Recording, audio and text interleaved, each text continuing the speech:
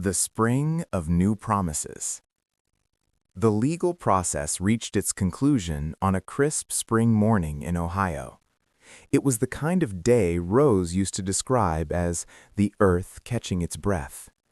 The air was cool, but the sun had a newfound strength, melting the last stubborn patches of gray ice from the street corners. Peter stood in the hallway of the county courthouse, adjusting his tie in a polished brass sign. Beside him, Harry stood remarkably still. The boy was wearing a new navy blue suit that Peter had bought him, a size too big to grow into, as Peter put it. Harry's hair, once a tangled mess of street grime and neglect, was combed neatly to the side, though one stubborn lock still defied the water Peter had used to slick it down. "Are you nervous, Harry?" Peter asked, his voice steady but thick with emotion. Harry looked up, his dark eyes searching Peter's face. "Will they change my name? Does the paper make me belong to you forever?" Peter knelt, ignoring the groan of his 70-year-old knees. He placed his hands on Harry's shoulders. "The paper just tells the rest of the world what my heart already knows. You've belonged here since the night you walked through my door. Today, we just make it official." Inside the courtroom, the atmosphere was quiet and solemn. The judge, a woman with silver hair and glasses that sat low on her nose, looked over the documents. She looked at Peter, a man who had spent 40 years fixing the world's broken clocks, and then at Harry, a boy the world had tried to discard. "Mr. Peter," the judge said, her voice softening, "I've read the caseworker's reports. I see a young man who has improved in school, who is healthy, and who is loved. This court finds it in the best interest of the child to grant this adoption." She signed the final decree with a flourish of her pen. Harry Peter. As they walked out into the spring sunshine, Harry didn't run ahead. He stayed close to Peter's side, his small hand slipping into Peter's calloused, oil-stained palm. For the first time, Peter didn't feel like a widower walking with a guest. He felt like a father. "Can we tell Rose?" Harry asked. "Yes," Peter whispered. "We'll stop by the florist on the way." They bought a bunch of yellow tulips, Rose's favorite, and drove to the quiet hillside. Standing by the headstone, Harry showed the paper to the wind. "I'm a Peter now, Rose," he proudly said. "I'm going to take care of him for you." The Master and the Apprentice. The years that followed were defined by the steady tick-tock of the watch shop. The silence that once haunted the storefront was replaced by the sounds of growth. Harry grew like a weed in fertile soil. The thin, hollow-cheeked boy vanished, replaced by a teenager with broad shoulders and a quick, inquisitive mind. The shop became their sanctuary. Every day after school, Harry would drop his backpack by the door and climb onto his high stool. Peter began with the basics: how to clean a brass casing without scratching it, how to identify different types of movements, and how to handle a jeweler's loop. "The most important tool isn't the tweezers, Harry," Peter would say, leaning over a 19th century pocket watch. "It's your breath. You have to breathe with the watch. If your heart is racing, your hands will shake. If you are angry, the metal will fight you. You must be at peace to fix time." Harry proved to be a natural. He had the touch, a rare sensitivity that allowed him to feel when a spring was wound too tight, or when a gear was a hair's breadth out of alignment. By the time Harry was 16, he was handling the complex repairs. Customers who had been coming to Peter for decades began to trust the younger Peter. "He's got your hands, Peter," old Mr. Henderson said one afternoon, watching Harry delicately replace a hairspring in an heirloom watch. Peter leaned against the back counter, a quiet pride warming his chest. "No," Peter replied softly. "He's got his own. He's better than I ever was at that age." But life wasn't just about work. It was about the small domestic victories. It was Peter teaching Harry how to tie a tie for his first school dance. It was Harry teaching Peter how to use a computer to track inventory, much to Peter's grumbling frustration. It was the two of them sitting on the porch on summer nights, eating ice cream and watching the fireflies, talking about everything and nothing. Harry filled the gaps that Rose had left behind, not by replacing her, but by expanding the room in Peter's heart. The weight of time. As Peter entered his 80s, time began to exact its toll. The precision that defined his life began to slip. His eyesight dimmed, making the tiny gears of a wristwatch look like blurred grains of sand.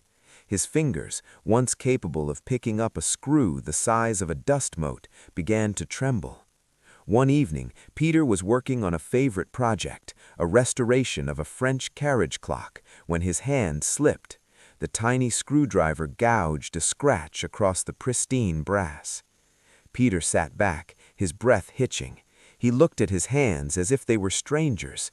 The frustration bubbled up, a mixture of anger at his aging body and a deep, sudden fear of becoming useless. "Grandpa?" Harry asked. He had started calling him Grandpa years ago, a title Peter wore like a crown. Harry walked over and saw the scratch. He didn't say anything. He didn't offer a pitying look. He simply took the screwdriver from Peter's hand and picked up a polishing cloth. "I can't do it anymore, Harry," Peter whispered, his voice cracking. "The clocks, they're moving faster than I am." Harry pulled up a stool and sat face to face with the man who had saved him. "You taught me that time isn't something we chase, remember? You've done your time at the bench, Peter. Now your job is to tell me the stories. Tell me how this clock was built. Tell me what Rose would say about the color of the wood." Peter looked at the boy, now a man of 22, and realized that the legacy of a watchmaker isn't the watches he fixes, but the hands he trains to take his place. The grandfather clock. For Peter's 82nd birthday, Harry spent months in the workshop long before Peter had gone home to rest. He was working on a masterpiece. On the morning of the birthday, Harry led Peter into the living room of their home. Standing in the corner, where the morning sun hit the floorboards, stood a magnificent grandfather clock. It was made of dark cherry wood, polished until it glowed like wine. But it wasn't a standard clock. Harry had customized the face.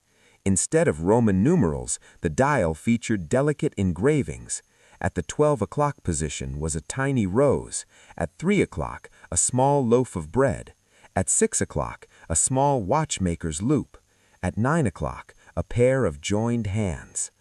"Listen," Harry said. The clock struck the hour. Instead of a loud, jarring bell, the chime was a series of soft, resonant chords that echoed through the house like a gentle hum. It was a melody Rose used to hum while ironing Peter's shirts. Harry had spent weeks filing the chime rods to get the frequency just right. Peter reached out, his trembling fingers tracing the carved rose at the top. Tears tracked through the deep wrinkles on his cheeks.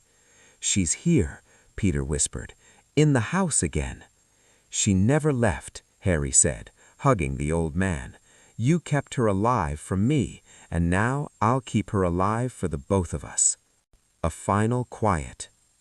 The end came as Peter always hoped it would, quietly, in his sleep, surrounded by the ticking of his friends. Harry found him on a Tuesday morning. Peter looked peaceful, his hand resting on the bedside table near Rose's photograph. The silence that once terrified Peter didn't return to the house that day. Instead, the house felt full of 80 years of memories, 40 years of Rose's love, and 12 years of a boy who became a son. The funeral was the largest the town had seen in years. People came from 3 counties away, bringing watches and clocks that Peter had repaired decades ago. They stood in the snow, a sea of black coats, paying tribute to the man who understood that every second was precious. Harry stood at the podium. He wasn't the dirty boy from the trash basket. He was a master craftsman, a man of character, and the bearer of a name. "My father once told me that time is a gift we respect. He spent his life fixing the things that were broken, but his greatest work wasn't made of gears and springs. It was made of kindness. He saw a broken boy and decided I was worth the time to fix. He taught me that as long as there is love, no one is ever truly lost to time. A new master. A few months later, the shop downtown reopened. The sign outside still said Peter's Watch Repair, but a small addition had been painted at the bottom, "And Son." Harry sat at the old workbench, the same one Peter had used for half a century. The smell of oil and metal was still there, comforting and familiar. He put on his loupe and opened a delicate locket brought in by a young girl. "Can you fix it?" she asked anxiously. "It was my grandmother's." Harry looked at the inner workings. The year Harry turned 40 was a year of heavy winds and restless nights in the small Ohio town. The shop, now bearing the proud sign, Peter's Watch Repair and Son, had become a place of pilgrimage for those who valued the weight of a mechanical heartbeat over the cold glow of a screen. But while Harry had mastered the art of the gear and the spring, there were still mysteries that could make his hands sweat under the glare of his jeweler's lamp. It was a Tuesday in late October, the kind of day where the sky looks like a bruised plum and the fallen leaves scuttle across the pavement like tiny, dry insects. A man stepped into the shop, his presence immediately cooling the room. He wore a long charcoal overcoat and carried a small wooden box bound in weathered leather. He didn't look like the usual locals or the high-end collectors Harry often dealt with. This man looked like he had traveled a great distance, not just in miles, but in years. "I was told that if a soul could be put back into a machine, this was the place where it happened," the man said, his voice carrying a soft European lilt. Harry looked up from a delicate balance wheel he was truing. "We fix clocks and watches, sir. Souls are a bit outside our jurisdiction, though my father used to argue otherwise." The man placed the box on the velvet counter. When he opened it, Harry gasped. Inside, resting on a bed of faded blue silk, was a silver locket no larger than a walnut. It was tarnished to a deep, smoky gray, but the engravings were unmistakable. A series of interlocking vines and tiny microscopic roses that seemed to bloom and wither as the light hit them. "This is a Swiss snuff-box movement," Harry whispered, his fingers itching to reach for his loupe. "But it's too small. It's impossible. No one in the 19th century had the lathe precision to cut gears this fine." "My family has called it the traveler's locket," the man explained. "It was gifted to my great-grandmother by a woman she befriended on a ship coming from the old country.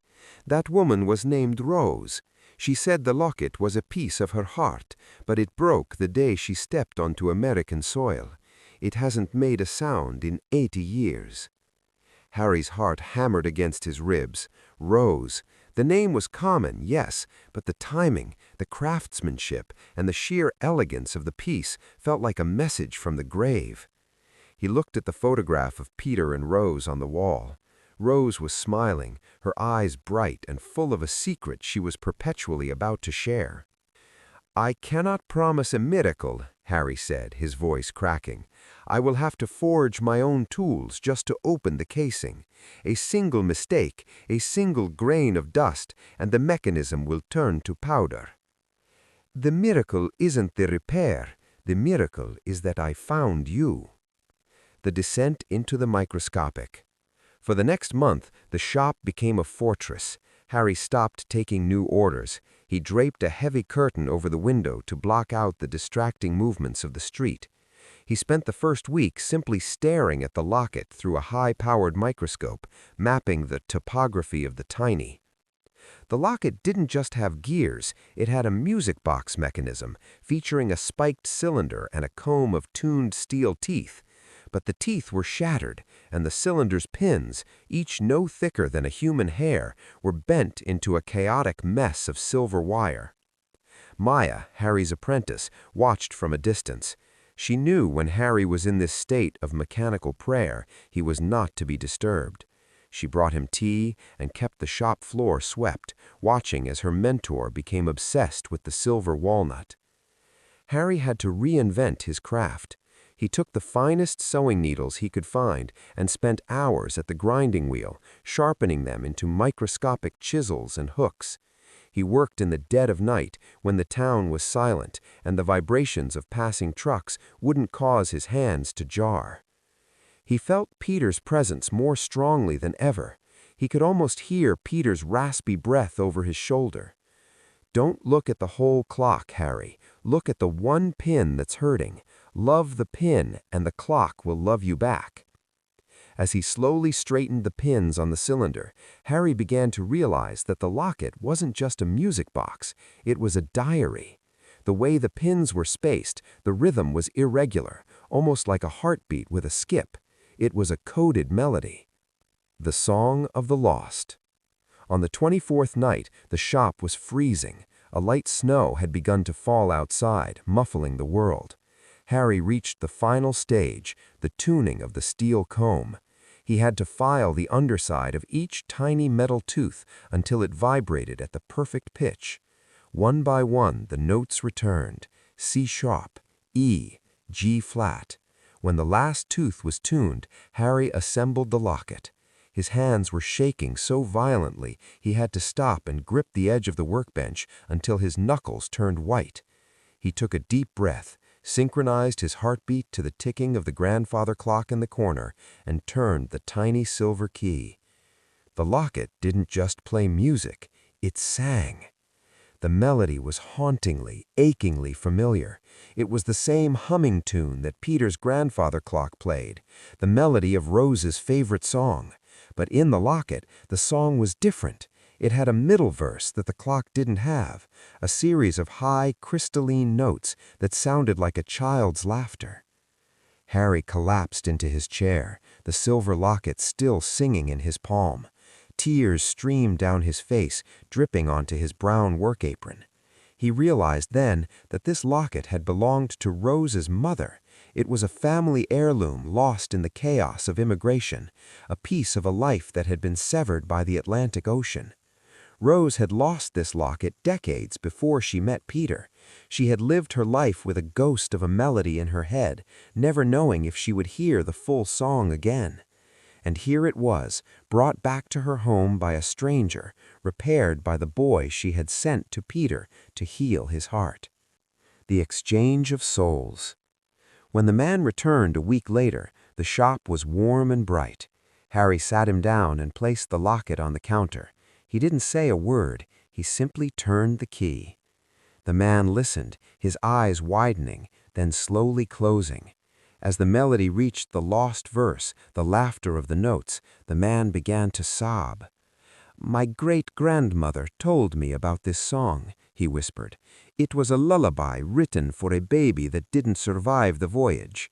Rose gave it to her because she couldn't bear to hear the ending. She thought the song was a reminder of what was lost, but hearing it now, it doesn't sound like loss, it sounds like a bridge."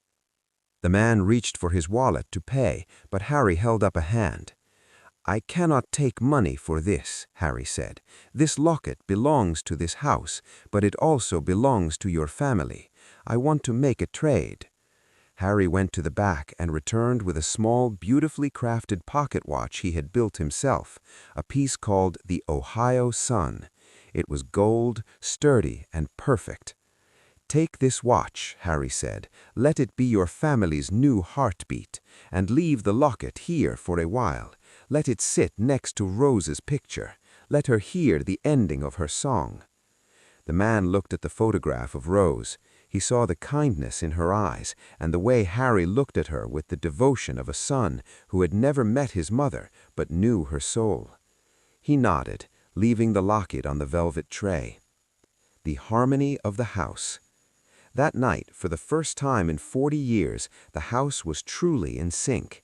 The grandfather clock in the hallway chimed the hour, and the silver locket on the bedside table echoed the melody in its tiny celestial voice. Harry sat in the dark, listening to the two machines talk to each other.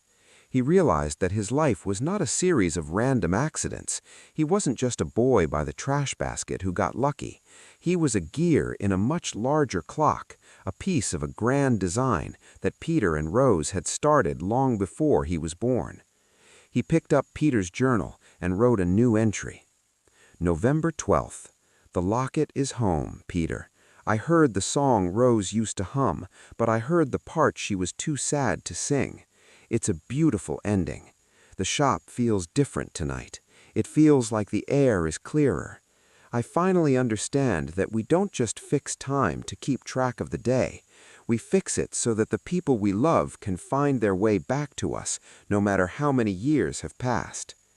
The locket stayed in the shop for a year, a guest that drew people from all over the state just to hear its tiny, perfect song. When the man eventually returned to take it back to Europe, Harry didn't feel a sense of loss. He knew the melody by heart. He had recorded it, transcribed it, and, most importantly, he had lived it. As the man walked out the door with the wooden box, Harry turned back to his workbench. Maya was there waiting with a clock that had a broken mainspring. "Ready to work, Harry?" she asked. "Ready," Harry said, his hands steady, his heart full, and the music of Rose ringing in his ears like a promise that would never be broken. The locket was gone, but the song remained, a permanent vibration in the walls of the shop, ensuring that in this small corner of Ohio, time would always be treated with the reverence it deserved. Part 17. The Graduation of the Apprentice and the Weight of Golden Hours. The years following the repair of the Swiss locket were perhaps the most harmonious Harry had ever known, but as every watchmaker knows,